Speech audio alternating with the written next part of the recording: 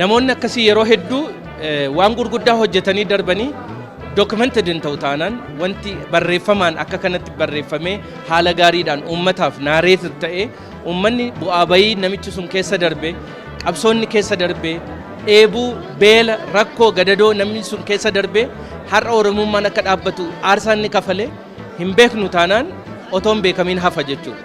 Yeroo dhaloonni firii uummata darbee firii hangafoota keenyaa immoo bifa kitaabaan bifa walaloon bifa barreeffamaa fi bifa fiilmii adda addaatiin akka kanatti hojjete uummata isaa bira ga'uu yoo danda'e ammoo caalaatti warri amma jirrus seenaa hojjechuudhaaf nu kakaasa. Yoo nullee seenaa keenya barreeffachuu dadhabne maatiin keenya dhaloonni itti aanu ijoolleen keenya seenaa nuti hojjenne kanaaf seenaa barreessuu akka danda'an abdii namatti hora waan ta'eef gahee olaanaa qaba jedhee naman.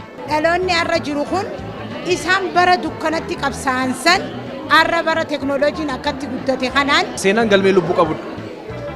Wanti seenaan yoomillee taanaan nama yaadata. Waan gaarii hojjettu waan namaas hojjettu seenaan si yaadata. Dhaloonni nu booda jiran nuti amma fakkeenya abbootii keenya irraa dhageenye